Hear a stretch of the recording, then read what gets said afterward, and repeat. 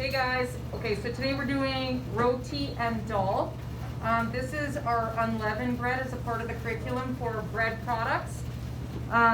So I'm gonna first talk about the dal, which is basically a lentil stew. So you guys are gonna see on your ingredient plate, you have red lentils, a clove of garlic, cumin, we've got turmeric. Turmeric has many health benefits, which I'll tell you guys about later. You can actually buy it in a pill form. Has anybody ever heard of this? Has neurological benefits, heart benefits, it's an antioxidant, many benefits for you. It's brightly colored, but definitely be careful when getting turmeric on, don't get it on your clothes or on your skin. It will color your skin and clothes. Ladies, can everybody see? All right. So then you have an onion here, and in a small, heavy bottom saucepan. So remember, a saucepan is a pot. It is not a frying pan. So in a small, heavy bottom saucepan, you're going to heat, it says butter, so I'm going to use this oil. I'm going to use a little more oil. I'm going to put my oil over medium heat. You can use margarine, butter. I just might need a little bit, perfect, thank you. I'm going to put this over medium heat, and then what I'm going to end up doing is sauteing my spices and my onion. So you guys each probably have a section, quarter of an onion. Now keep in mind this is a very, very small recipe, probably enough for one person. So if you were going to do it at home for like 4 people, you have to extrapolate the recipe as you normally would. So I mean, it's kind of hard to cut an onion that's been cut like this, but that's okay. So I'm going to dice my onion into small pieces. I'm using my green cutting board, which is for vegetables, so make sure your meat stays for meat and veggies stay for veggies. And then I'm going to wait for my oil to heat up, and I'm going to put my onions, my cumin, and my turmeric. Okay? So I'm going to put my cumin and my turmeric together. You can see that the color is really, really bright, and it's tasty. So this is a really nice recipe, and the kids generally like it. The nice thing about it also is that it's completely vegan. Especially if you're using margarine or oil as opposed to actual butter. It can be vegan. All right, so, and then there's my garlic. So I've got my onions aside, and then I've got garlic. Make sure that your blade of your knife, if you're doing this with a knife, that you crush your blade, your clove of garlic away from you, with the blade away from you. Peel your garlic. Peel your garlic. Peel your garlic, and then chop off the end there. We're going to mince our garlic, so mince is tiny, tiny cuts, tiny, tiny pieces. We've talked about this many times before. You don't want a mouthful of garlic, but you want the nice flavor of it. Just be careful, watch your hands, and make sure that you never reach in on somebody's cutting board when they're cutting.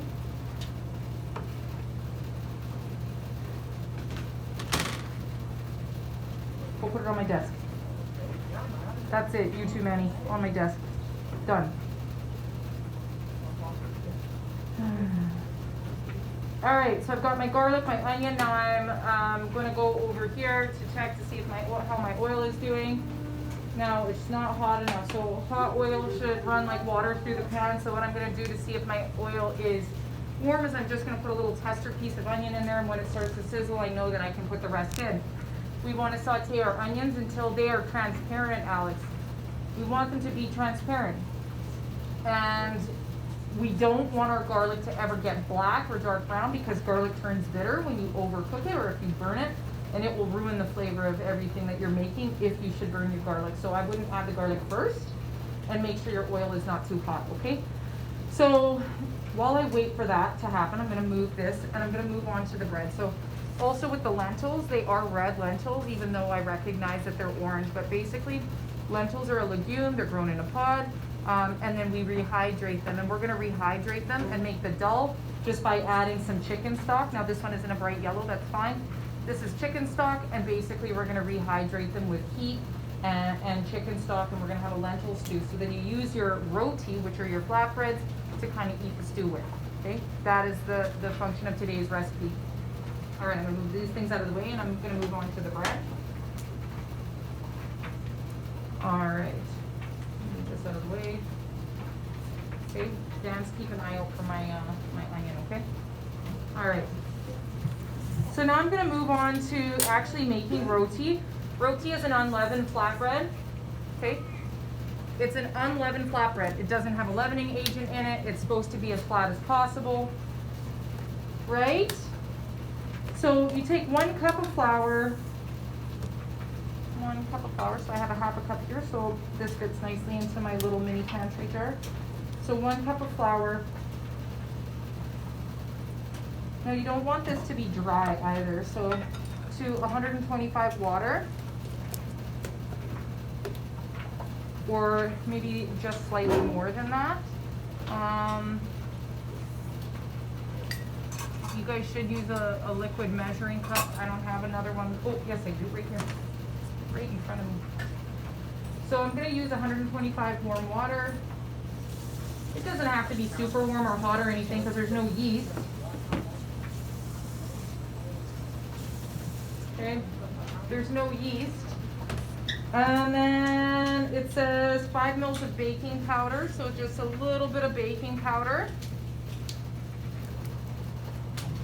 A half a mil of salt, so just a pinch I would say. So 5 mils of baking powder, make sure it's nice and level. Okay, baking powder has an acid in it, so as soon, and it's tartaric acid, so as soon as it becomes moistened, then it starts to activate. And then a half a mil of salt, which is here down on my, so I'm just gonna use a half a mil of salt.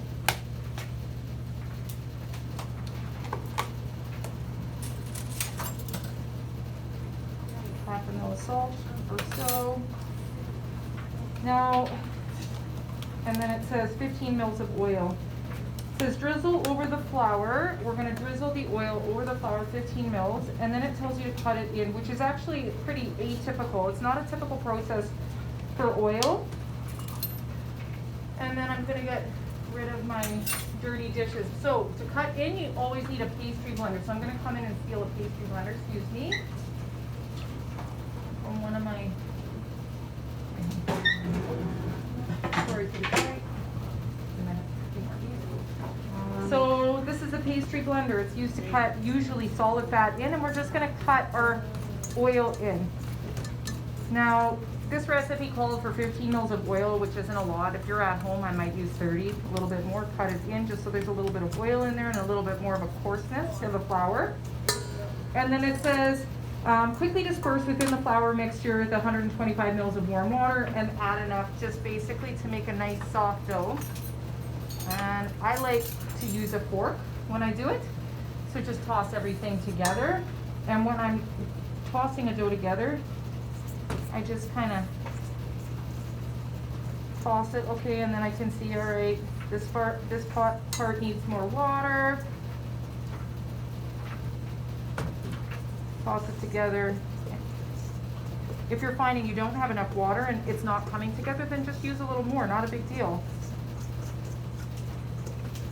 There's so many things that affect dough, including like even the humidity in the air. So if I was in Mexico where it has like 90% humidity, the same dough might take a lot more flour just because there's so much moisture in the air, right? But we live in a pretty dry climate. See? And then you can see that it's coming together. Now you don't want it to be damp or sticky, so you don't want to over add either, but you want it to be soft. All right, that's pretty soft, it's coming together. Okay, so what you want, what you are gonna need is your flour just to have a little bit for dusting. So don't ever stick your hand into the container, it's super unsanitary. So use just a little one here, and this is where we pull from. So anything, if you put your hand in this container, make sure that all of that flour goes to the garbage. Okay, so my dough is together. I'm gonna dust my counter, turn out my dough on a floured surface. And then it just says knead for 1 to 2 minutes. We don't want to over knead this. We want it to be soft.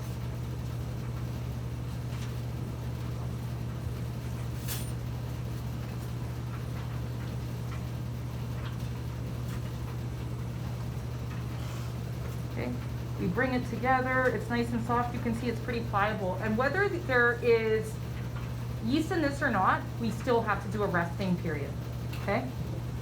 So, mine's a little sticky, so I'm just picking up a little bit of flour. You don't want to have tons of flour all over your hands. Like, your hands shouldn't be totally covered. There might be a little bit on there, but not a lot, okay? And you're only going to need to bring it together, and then we're just going to let it rest for a little bit, okay? All right, so then we let it rest under the bowl, okay? And then once we're done at kneading, we let it rest. So let's pretend I've let it rest for the purposes of this demo. What I would do is I take it out, okay, I'd with my counter scraper, take it out, all right, form it into like a little log. Then I would score out my pieces, okay? So if we've already rested this, so rest it for 10 minutes. I might score out, if I want 6, score out 6 pieces, okay, I'm happy with those measurements. And using a counter scraper, but not a knife, because you can ruin your counter, just do your cuts. Okay, so I've got 6 pieces. Do my pieces look fairly equal? That's great. All right. So I'm gonna always make sure that I leave my pieces that I'm not working with underneath of a bowl so that they don't dry out. Let me take this one. Then what I do, how is my onion doing there? Pretty hot, eh? Yeah. So now I see that my oil is looking good. It's running like water through the pan. So I'm popping in my onion, my garlic, and my spices. And I'm just gonna let those things saute until the onions are translucent. It sounds fancier, doesn't it? Onions translucent, and they're really fragrant. Okay, there's a lot of nice things happening there. Now, you will need your rolling pins today, so Manny, will you pass me your rolling pin? So we want to get a disc, right, going. So you want to start in a fairly circular shape, so if you can form that with your hands, thank you so much, my dear. And then basically I like to roll it out, put a little bit of flour on your counter if it's sticking. We want to get little discs as thin as we possibly can without making a tear. Okay, as thin as we can. Then these are going to go into a frying pan heated over medium heat, and the frying pan can be dry. It doesn't have to have any oil in it, you just put this in. But what we're looking for is there should be spots that are golden brown. There will be spots that are golden brown all over, and then you flip it over. And you can use tongs to flip it over. But be wary, because air pockets could form when you're cooking it in a frying pan. Don't push those air pockets down with your hands because they're filled with hot steam, right? And you don't want to get a steam burn. So just naturally, the air will come out of them. They will deflate, so don't worry about it. Okay? Everybody understand? Okay, let's go do it.